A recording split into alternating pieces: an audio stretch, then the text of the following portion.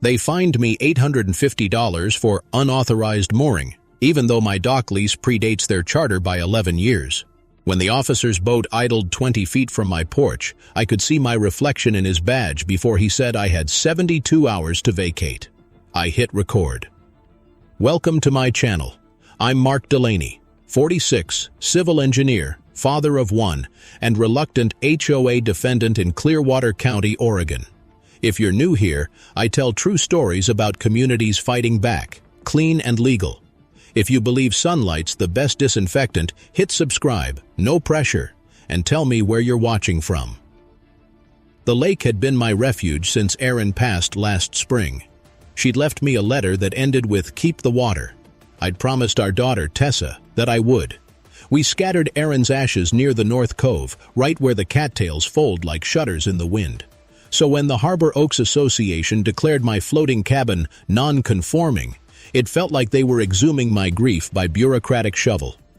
The first letter came on a Thursday in June, triple-stapled and printed on paper that smelled faintly of toner and arrogance. Immediate compliance required. Remove non-approved structure. It cited Section 12.4.2, though the section didn't exist in the recorded covenants from 1998 that I'd helped survey. I knew, because I'd drawn the drainage map that year, back when the lake was public utility property, before the HOA's shell company acquired the shoreline for $1. When I showed the notice to my neighbor Earl, a retired postmaster with a wheezy laugh, he said, "Son, they're bluffing. Keep copies. Keep calm." Earl still kept every certified envelope he'd ever received. His garage looked like a paper museum. He handed me a binder labeled CCR Nonsense 2015 to 2019. I decided to test their bluff. Friday morning, I emailed the HOA office asking for the ordinance they referenced, citing ORS 94.630. Yes, the actual statute on powers of associations. 2 hours later, I got a reply from President Carol McKinnon herself. "Mr. Delaney, continued defiance will escalate enforcement actions." I reread that line while Tessa painted on the deck, her brush tapping like rain. I thought about Erin's voice saying, "Don't let paperwork scare you, Mark. It's just ink." So I printed Carol's email and stapled it to my wall. Sunday, 3 board members walked my property perimeter with clipboards, jotting notes like ornithologists. I filmed them from 20 feet away, announcing the date, June 19th, and the weather, 72 degrees, light wind. Oregon's a one-party consent state, which meant the footage was admissible if things went south. That night I started a logbook, dates, names, citations, photos. Page 1, 6/16, notice received. Page 2, 6/19, unauthorized inspection. I left space for many more, half expecting I'd fill it. Knowledge nugget number 1. Under most state statutes, an HOA cannot unilaterally enforce rules not recorded with the county clerk. Any amendment must be filed and notice given to all owners. Failure voids the clause. By Monday, the gossip wheel spun. Neighbors whispered that I was endangering property values. Someone posted a photo of my cabin on the community forum captioned, "Eyesore afloat. What will he ignore next?" I read it twice, calm but burning. At dawn Tuesday, I met Carol face-to-face for the first time. She was on the dock with her clipboard, navy blazer pressed, nails immaculate. "Mr. Delaney," she said, "the board voted 5-2. You're to vacate by Friday, or the HOA will arrange removal at your expense." I asked, "And what's the estimated expense?"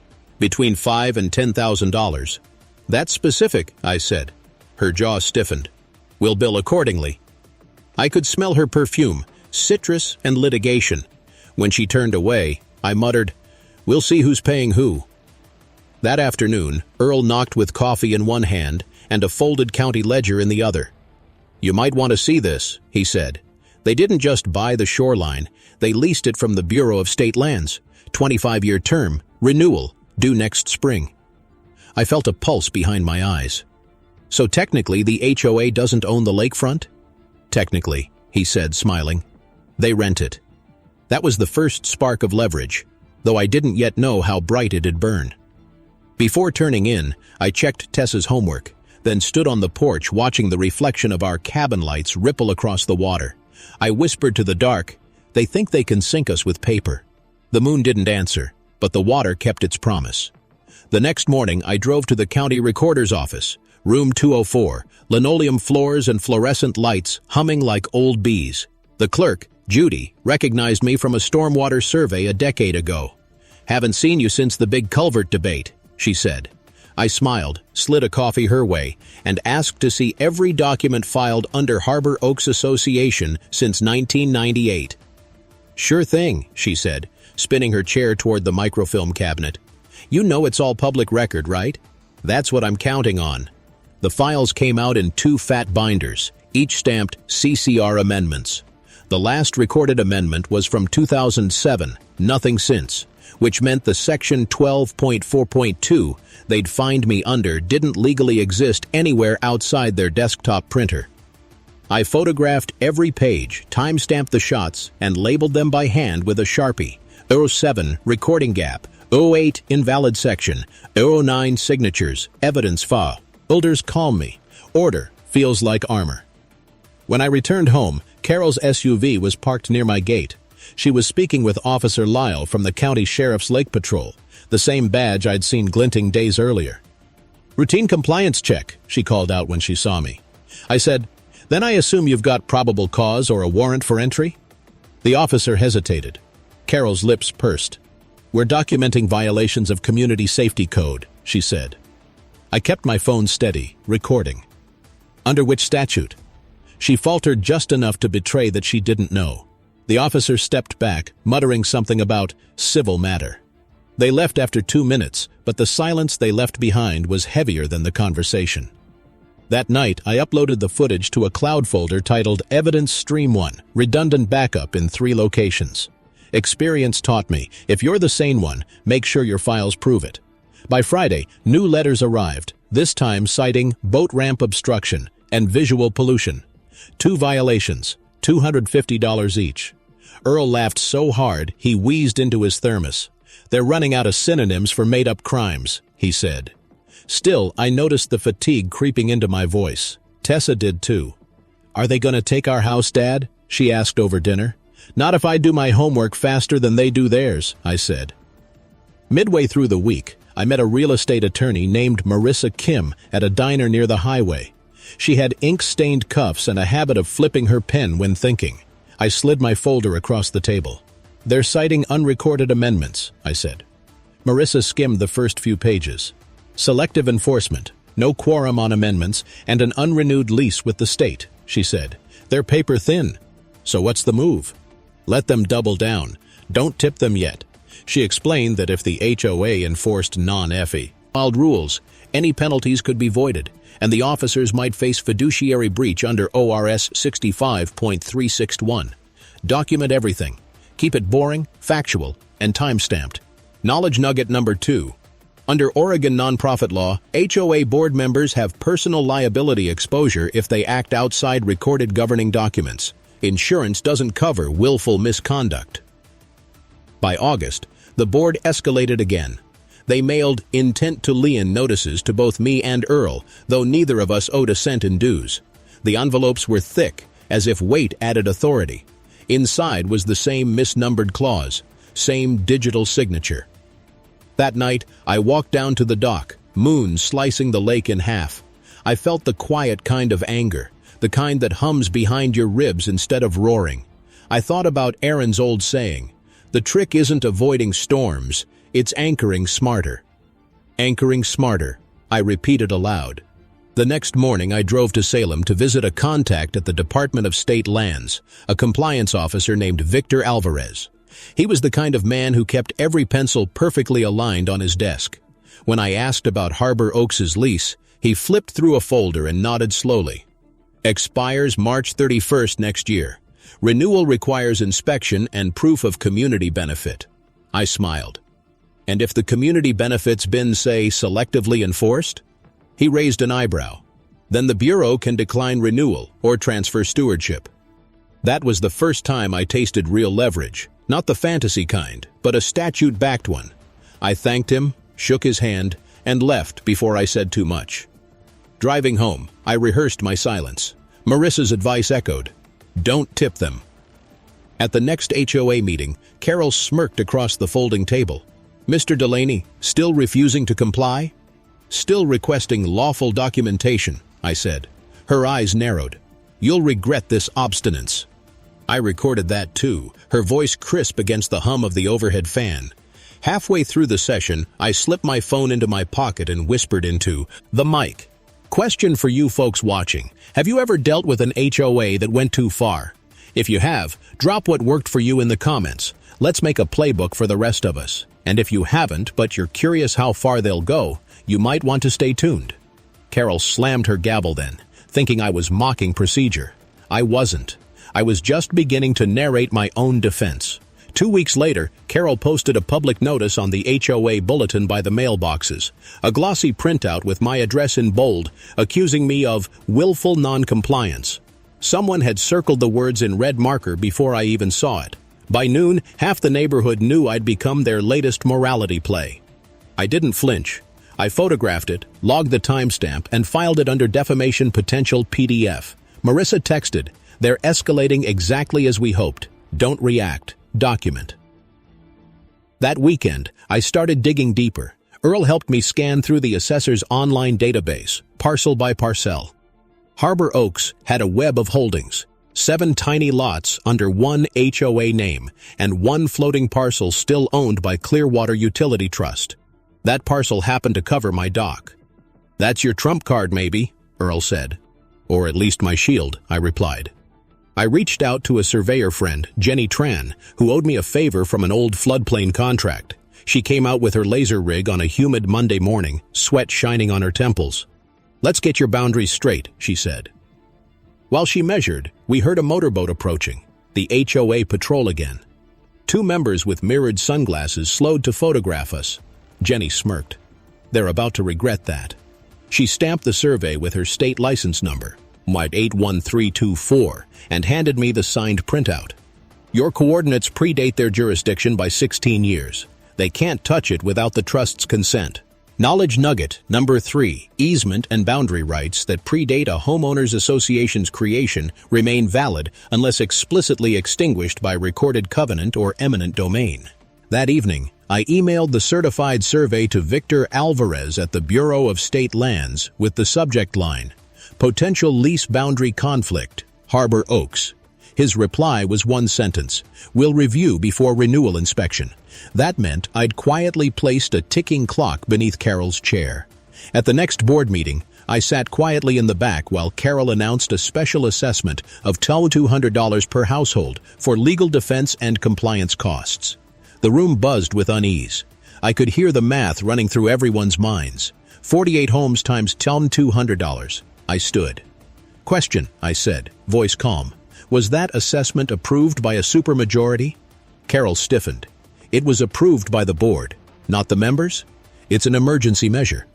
Knowledge nugget number 4. In Oregon, any special assessment exceeding 5% of the annual budget requires approval by at least 67% of all voting members, not just the board. I could see her eyes flash. She knew I was quoting statute. The meeting devolved into murmurs. When I sat back down, a few neighbors nodded quietly, one slipping me a note. "We're tired of this too." Later that week, someone egged my mailbox. Another left a fake "notice to vacate" taped to my door.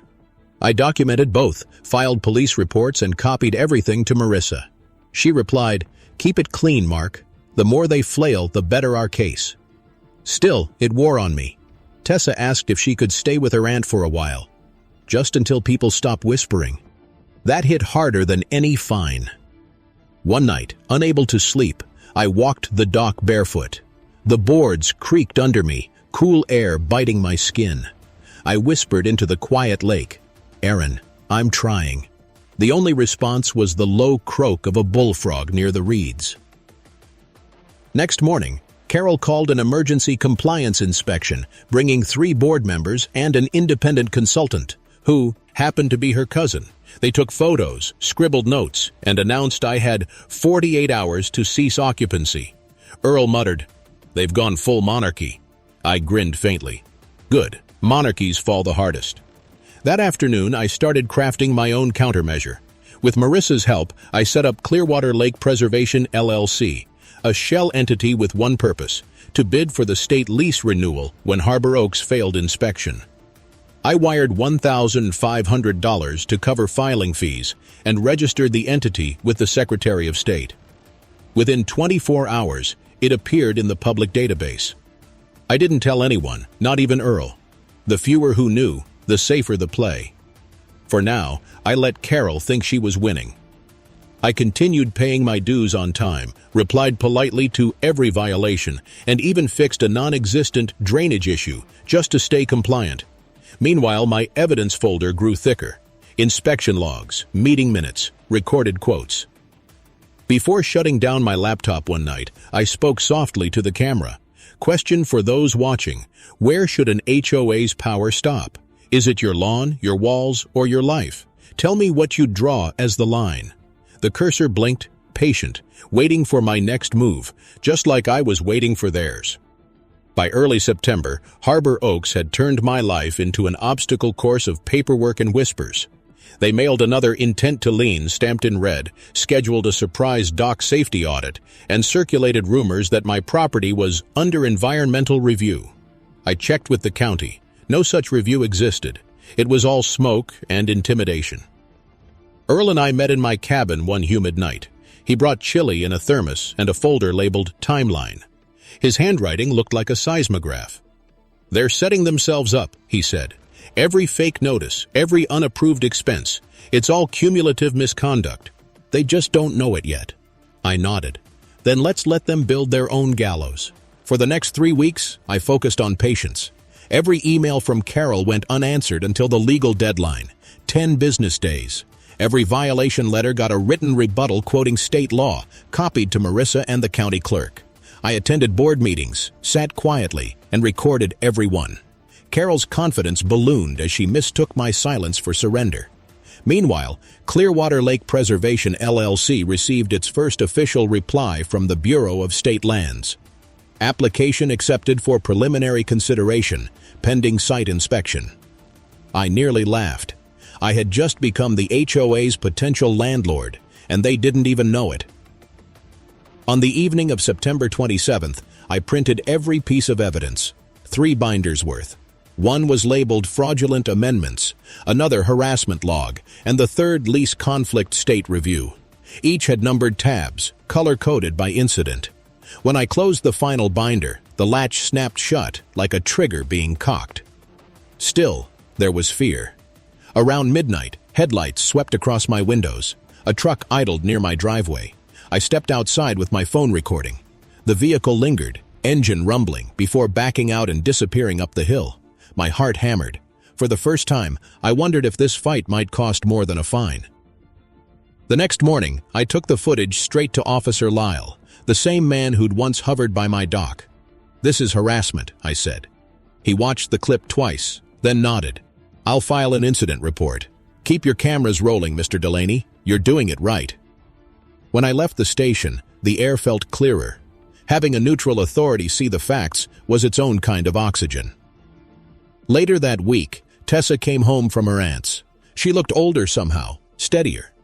"Mom would have told them off by now," she said, half smiling. "She would have written a letter," I corrected. "Then write yours," she said. So I did. I drafted a certified letter to Carol citing every violation of statute, lease term, and fiduciary duty, 12 in total, ending with, "Further enforcement action may expose individual officers to personal liability under state nonprofit law." I sent it via certified mail, tracking number 7014-0150002-44445-21119. 5 days later, Carol called an urgent members-only meeting. The agenda: community integrity and misinformation. When I arrived, the room was packed. Folding chairs, coffee urn, the faint smell of copier ink and fear. Carol stood at the podium.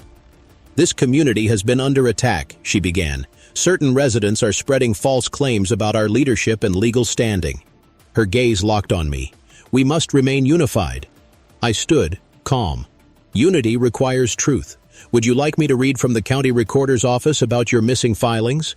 The room rustled. She slammed her gavel. "Out of order!" "Then I'll submit it for the record," I said, laying the binder labeled fraudulent amendments on the table with a solid thud. Earl leaned toward me, whispering, "That sound? That's the beginning of the end." After the meeting, I spoke softly into the camera on my phone. "Let's talk fairness. When an HOA fines you for rules they never filed, is that governance or extortion? Drop your thoughts below. What should happen to boards that rewrite history by Word document?" Outside, the wind had shifted. A storm was coming, literal and otherwise. My calendar reminder blinked in the corner of the screen. Lease renewal inspection, 31 days. I had a month to let them hang themselves. By the second week of October, the pressure campaign reached its absurd peak. The HOA issued 5 separate violations in a single envelope: trash can placement, mailbox color, unapproved light fixture, improper signage, and hosties, electronic communications. The total fine, $1,450. I almost laughed opening it. The letters smelled faintly of coffee and toner, like desperation baked into paper. I pinned it on my corkboard with the others, a collage of bureaucracy. Carol had overplayed her hand, and she didn't know the fuse she'd lit. That Friday, I visited Marissa again. She reviewed my documentation, tapping her pen against the desk in rhythm. "They've crossed from civil mismanagement into harassment.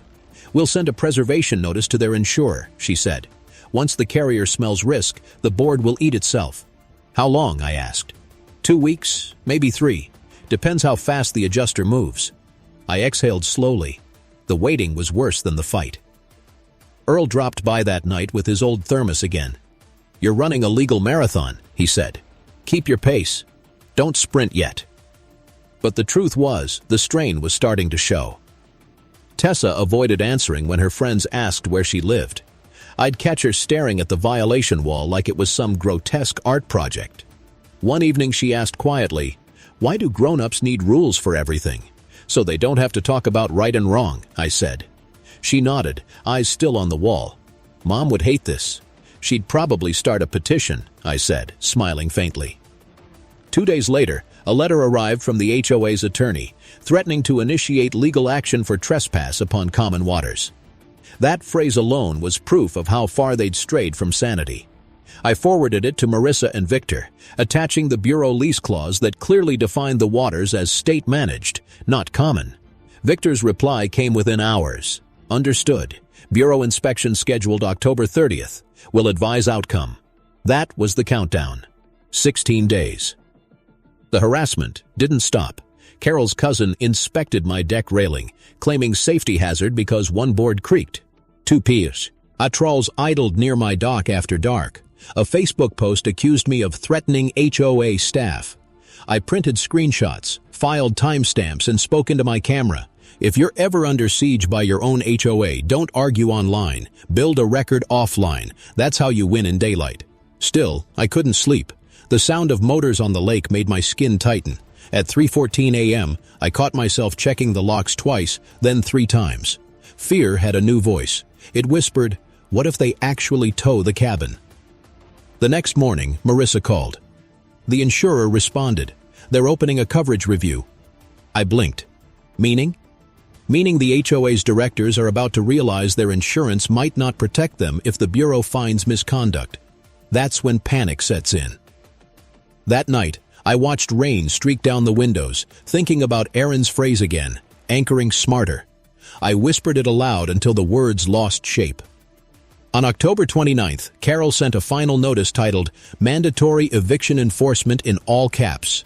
She claimed the board had voted unanimously to remove unlawful structures at owner expense. That line, I knew, would become evidence piece number 47. I spent that night printing the last documents, labeling each binder spine in red marker. When the clock hit midnight, I slid them into a waterproof case, locked it, and set it beside the door. The next day, the inspection would begin.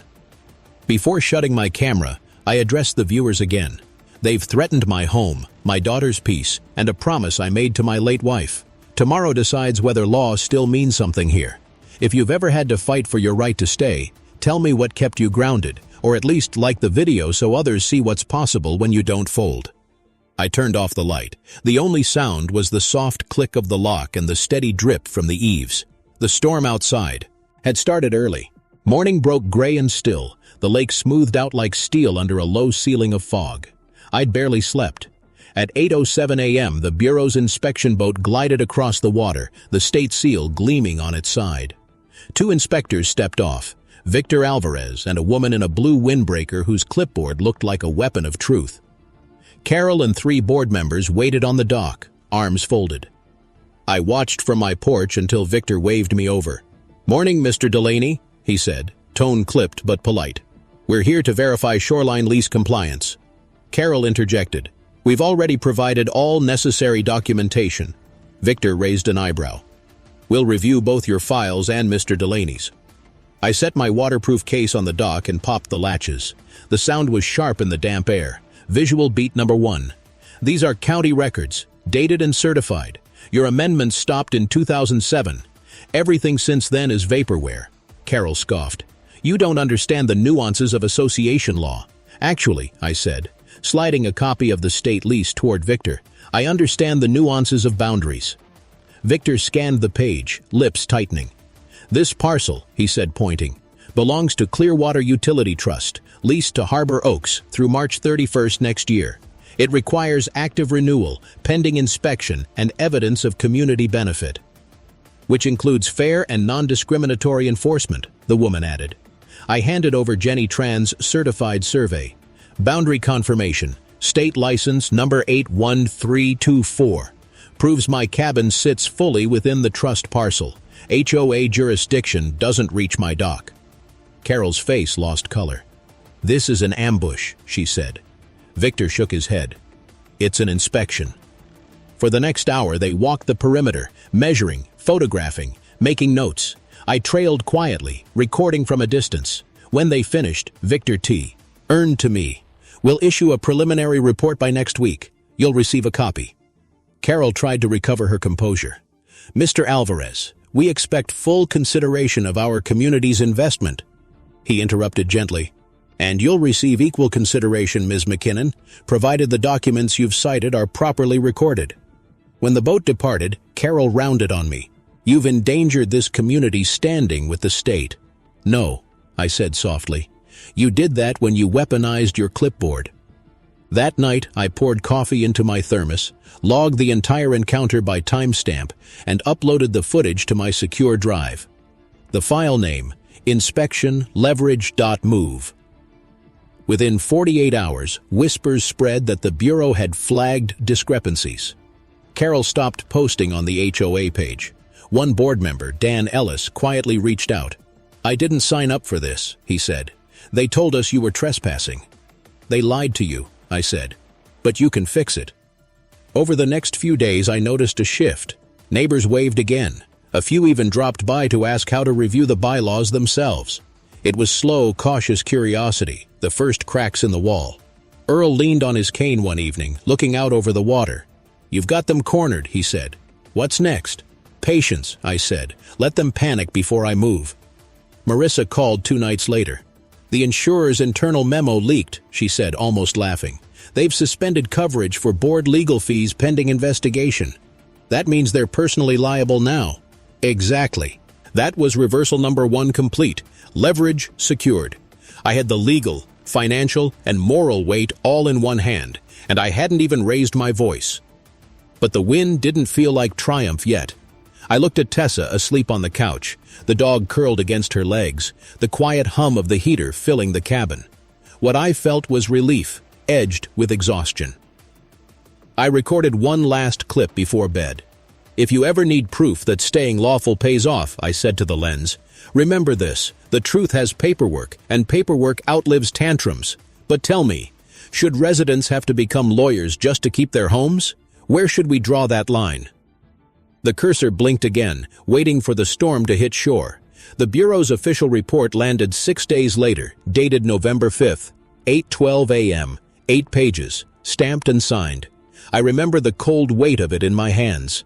The letterhead read, "Oregon Department of State Lands, Lease Compliance Review, Clearwater Parcel 42B." Paragraph 3 contained the detonator. Findings indicate that Harbor Oaks Association has failed to demonstrate consistent community benefit or adherence to recorded governance procedures. Renewal is therefore deferred pending administrative hearing. In plain English, their lease renewal was frozen. Without it, the HOA lost jurisdiction over the lakefront, including my dock. By 10 a.m., my phone lit up. Dan Ellis again. "Carol's calling an emergency meeting tonight. Says we're being railroaded by a rogue member." "Then I guess I'll be the train," I said. At 6 o'clock sharp, the rec center was packed, humid with body heat and tension. The folding chairs squealed against the tile. Carol sat at the front, flanked by the remaining board, face tight as lacquer. She opened briskly. "Due to recent false claims and state interference, we must reaffirm our authority. The Bureau's letter is being appealed." I stood, awed, holding up my copy. "The Bureau doesn't appeal to HOAs, Carol. They appeal to facts. You've been operating outside your charter for years. You fined residents under unrecorded clauses, spent assessment money on private counsel, and filed fraudulent reports. The state just caught you." She tried to gavel me down. I didn't stop. "More than that," I continued. "As of 4 o'clock p.m. today, Clearwater Lake Preservation LLC, the entity that filed for the new lease, has been conditionally approved. That's me. I'm the applicant. And according to state protocol, I'm now the interim steward of this shoreline until renewal is resolved." Gasps rippled across the room. Carol's knuckles whitened. "You can't." Victor Alvarez stepped through the door right then, flanked by Officer Lyle. Neutral authority, visible, silent validation. The officer stood near the podium, rain still beating on his jacket. Victor raised a folder. "For the record, the Bureau recognizes Mr. Delaney's application as valid and compliant. The association's enforcement powers over Parcel 42B are suspended pending review." Carol's gavel froze midair.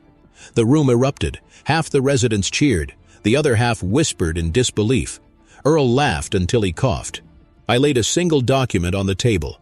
A printout of the Bureau's notice, stamped. Visual beat number 2. The paper slapped against the wood like a verdict. Carol stammered, "You've undermined this community." "No," I said evenly. "I'm restoring it." Lyle spoke next, voice steady. "Ma'am, you'll need to cease enforcement actions until further notice. That includes any lien filings or property access." Carol lowered her gaze. "You're making a mistake." Victor replied, "The mistake was assuming no one would read the fine print." The rest unfolded like dominoes in slow motion. Dan Ellis and 2 others resigned that night. The insurer notified members air premiums would spike unless the board restructured.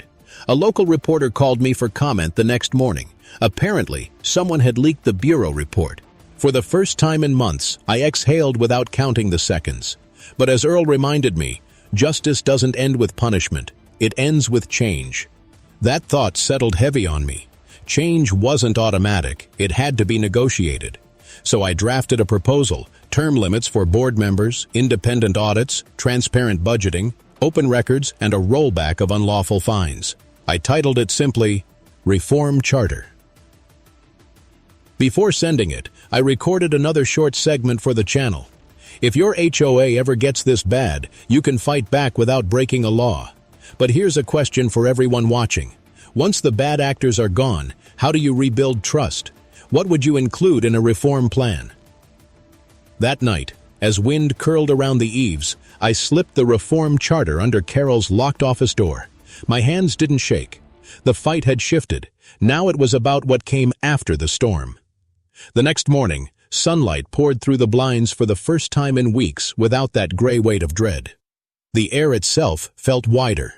Carol had gone silent since the meeting. The board email thread leaked online, and the local paper headline read, "State suspends HOA Lake lease. Residents' records expose years of unfiled rules." It wasn't vindication I felt. It was a quiet steadiness, like the lake after a storm finally settles into reflection. By mid-November, the Bureau invited both sides to a mediation hearing. It was held at the county courthouse in a conference room that smelled faintly of floor wax and government patience. Victor sat at one end, Marissa beside me, Carol and 2 remaining board members across the table, their folders thinner than before. Victor began, "The Bureau's findings are clear. Renewal will proceed only if governance reforms are implemented. Otherwise, the lease reverts to the applicant entity, Clearwater Lake Preservation, LLC. Carol's voice cracked. You'd strip us of authority entirely? Marissa leaned in. Or you sign this. She slid the reform charter across the table. I kept my eyes on Carol as she read. Term limits capped at 6 years, mandatory quarterly audits, public meeting recordings, open access to budgets, independent ethics oversight, rollback of all disputed fines within 30 days, and a new clause. Community access charter guaranteeing shoreline use for all residents equally. Carol looked at me, anger flickering, then exhaustion. You planned this from the start. No, I said quietly. You forced it. After 5 tense minutes, she signed. The pen clicked twice, the sound of control being released. That was reversal number 2, the reform deal sealed in ink. When it was over, Victor gathered the copies. Congratulations, Mr. Delaney. The Bureau commends your documentation. This outcome benefits everyone. Marissa smirked, especially the taxpayers. A week later, the news spread. Carol resigned citing health reasons. 2 board members followed, and the insurer confirmed new compliance premiums, reduced by 30% after reforms. A new election was scheduled for January, and Dan Ellis asked me to help draft the bylaws update. I said yes, but only as a volunteer. Tessa and I celebrated with grilled cheese on the dock. Does this mean we won? She asked. I looked at the water. It means the rules got fixed. That's better. For the first time, she laughed without that nervous hitch. Mom would like that answer. Later that evening, I uploaded the final episode to my channel. My voice stayed calm but warm. If you believe I fought the right way, and this is how it should end, say a few words in the comments for your friend. Subscribe so future stories reach you first. And if you care about fairness where you live, share this one. Someone out there needs to know it can be done the right way. The screen faded to a wide shot of the lake at sunset. Visual beat number 3. The old violation notices curling in a fire pit, while the new charter sat on the table beside them, stamped and clean. In the following months, Harbor Oaks hosted its first Community Day, open to everyone. Kids fished from the same dock once labeled unauthorized. Earl manned the grill, wearing an apron that said Compliance Officer Emeritus. Marissa stopped by with her thermos of coffee, nodding toward the new bulletin board covered with meeting minutes and smiling faces. The local paper ran one more follow-up. Clearwater Lake reform model adopted by 3 other communities. Sometimes, late at night, I sit on the deck listening to the crickets and water slap against the posts. The porch light glows on the edge of the new charter, framed and signed, a reminder that lawful persistence is its own kind of rebellion. I whisper to the lake, to Aaron, to whoever's still listening. Anchoring smarter worked. Then I close my notebook, turn off the light, and add one final line for the next story waiting out there somewhere.